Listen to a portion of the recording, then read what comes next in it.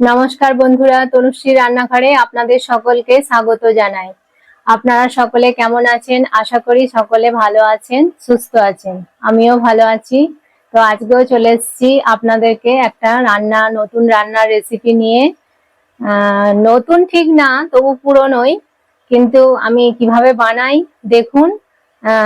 আমি বানাবো আজকে হচ্ছে ফুলকপি আলু দিয়ে রুই মাছের ঝোল। এই ঝোলটা খুব সুন্দর খেতে হয়। আপনারা দেখুন আমি কিভাবে বানাই। তাহলে চলুন শুরু করি। এই রুই মাছের ঝোল বানানোর জন্য আমি রুই মাছ নিয়েছি। রুই মাছটাকে ধুয়ে পরিষ্কার করে আমি নুন মাখিয়ে রেখেছি। আর সবজির মধ্যে নিয়েছি দেখুন ফুলকপি। এই ফুলকপিগুলোকে এরকম ডুমো ডুমো করে কেটে আমি একটু নুন জলে ভিজিয়ে রেখেছিলাম। 5 মিনিট নুন জলে ভিজিয়ে রাখবেন। যদি এর মধ্যে কোনো পোকা থাকে তাহলে সেগুলো বেরিয়ে যাবে। তো আমি ধুয়ে নুন জলে ভিজিয়ে পরিষ্কার করে আবার রেখে দিয়েছি। আর এখানে লম্বা লম্বা করে দেখুন এইভাবে লম্বা লম্বা করে আলু কেটে নিয়েছি।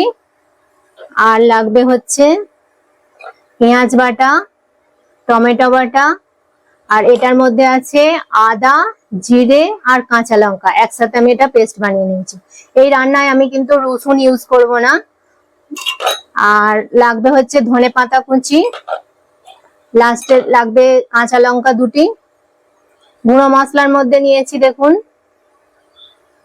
হলুদ গুঁড়ো, লঙ্কা গুঁড়ো, কালারের জন্য নিয়েছি কাশ্মীরি লঙ্কার গুঁড়ো, লবণ, ফোড়নের জন্য লাগবে কালো জিরে, আর একটু চিনি লাগবে। রান্নাটা আমি করব সর্ষের তেলে। তাহলে চলুন শুরু করি রান্নাটা। একটু হলুদ দিয়ে ভালো করে মেখে নেব। ততক্ষণে আমার তেলটা আমি গরম দিয়ে দিচ্ছি কড়ায়। তেলটা ভালোভাবে গরম হোক। মাছগুলো কড়াই দিয়ে দেব। এই সময় গ্যাসের স্টিমটা মিডিয়ামে রাখবেন, নালে ওপর থেকে লাল হয়ে যাবে কিন্তু ভেতরে মাছগুলো কাঁচা থাকবে। মিডিয়াম স্টিমে মাছগুলোকে ভালো করে ভেজে নিতে হবে। লাল লাল করে ভেজে নিয়ে আমি মাছগুলো তুলে নিচ্ছি। এবার এই তেলেতেই আমি আলু আর কপিগুলো এক এক করে ভাজবো। আর কপিতে একটু লবণ আর হলুদ মাখিয়ে নেব। দিয়ে এবার এটাকে ভালো করে মেখে নিয়ে এটা ভাজবো।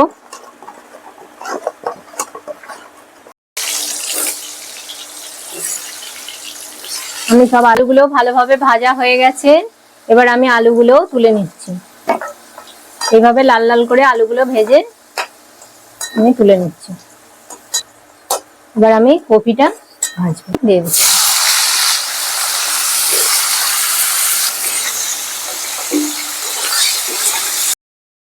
বন্ধুরা, যতক্ষণ আমার কপিটা ভাজা হচ্ছে ততক্ষণ আমি আপনাদের সাথে একটু গল্প করে নিই।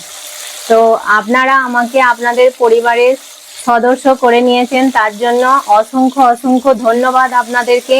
আপনারা সবসময় এইভাবে আমার পাশে থাকবেন, আমার সাথে সহযোগিতা করবেন।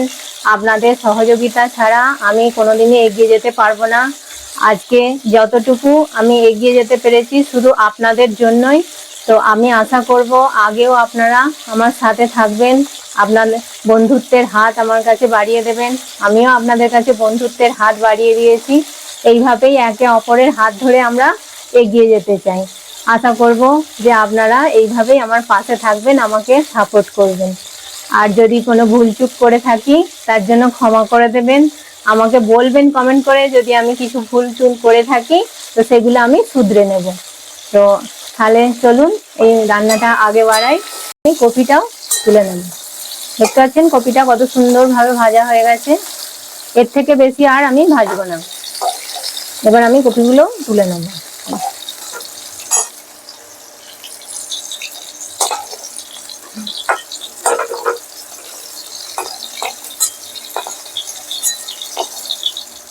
এবার আমি মশলাটা করব। আর ফোড়ন দিয়ে দিচ্ছি, একটু কালো জিরে দিলাম অল্প করে। পেঁয়াজ বাটাটা দিয়ে দিচ্ছি। পেঁয়াজটাকে ভালো করে এবার তেলের সাথে আমাকে এটা ভাজতে হবে।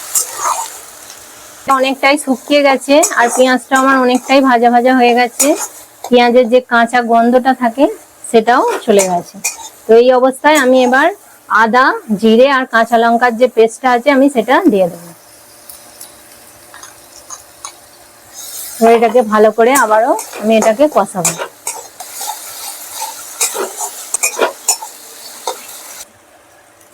আদাটাও আমার ভালোভাবে ভাজা হয়ে গেছে। এবার আমি যে টমেটোর পেস্টটা আছে সেটা আমি দিয়ে দেবো। এটাকে দিয়ে ভালো করে কষাতে হবে, ওটাও চলে যায় ভালোভাবে, এটা মশলার সাথে মিশে যায় আমাকে। দেখুন টমেটো আমার অনেকটাই কষানো হয়ে গেছে, তেলও ছাড়ছে। এবার আমি গুঁড়ো মশলাগুলো এক এক করে দিয়ে দেবো। প্রথমে দেবো আমি হলুদ গুঁড়ো, হাফ চামচেরও কম একটু হলুদ গুঁড়ো দিলাম। এবার দেবো লঙ্কার গুঁড়ো, যেমন আপনারা ঝাল খাবেন সেই অনুযায়ী দেবেন। আমি হাফ চামচেরও একটু কম লঙ্কা গুঁড়ো দিলাম। কালারের জন্য একটু কাশ্মীরি লঙ্কার গুঁড়ো দিচ্ছি। লবণ, যেহেতু আমি সব সবজি ভাজার সময় লবণ আমি অল্প করেই লবণ দিচ্ছি। চিনি, যেহেতু টমেটো দেওয়া আছে ব্যালেন্স করার জন্য আমি একটু চিনি দিয়ে দিচ্ছি। মিশিয়ে নেব, নিয়ে এটাকে একটু ভালো করে একটু জল, একটু মশলাটা পুড়ে না যায় হালকা করে জল দেব, কষবো। যতক্ষণ না এটা তেল ছাড়ছে আমি ততক্ষণ এটাকে কষবো। দেখুন মশলাটা ভালোভাবে কষানো হয়ে গেছে, তেলও ছাড়ছে। এবার আমি আলু আর ফুলকপিটা যে ভাজছিল দিয়ে দিচ্ছি। এবার এটাকে আমি ভালো করে এর সাথে মিশিয়ে নেব।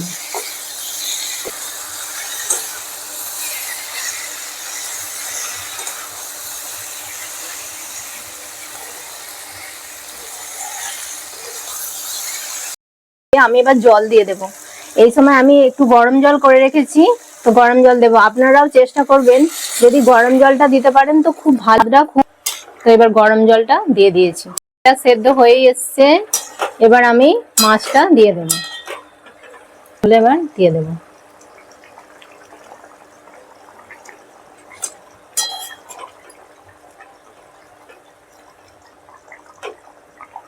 এরকম ভাবে একবার বানিয়ে দেখবেন, অপূর্ব খেতে হয়।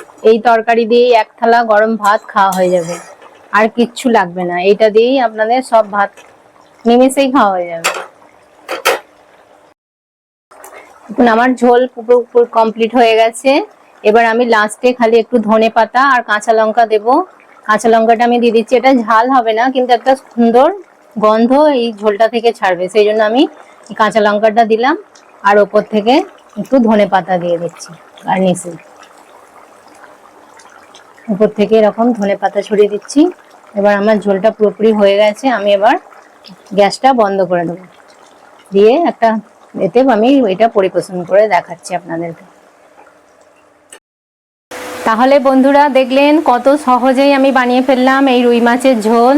দেখুন আপনারা দেখতে কতটা সুন্দর হয়েছে, দেখতেও যতটা সুন্দর হয়েছে খেতেও ঠিক ততটাই সুন্দর হয়েছে। আপনারাও এইভাবে বানান, বানিয়ে খেয়ে বলবেন যে কেমন হয়েছে।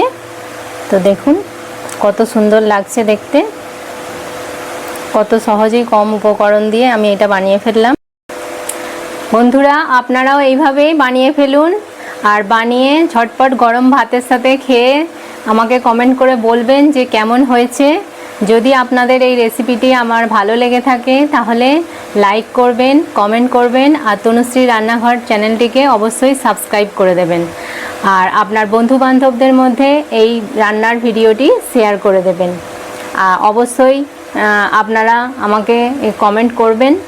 আশা করি এইভাবেই আমার সাথে থাকবেন, আমার পাশে থাকবেন। আপনারা ভালো থাকবেন, সুস্থ থাকবেন। আপনাদের সাথে আবার দেখা হবে নতুন একটি ভিডিওতে। ততক্ষণ চলি, নমস্কার।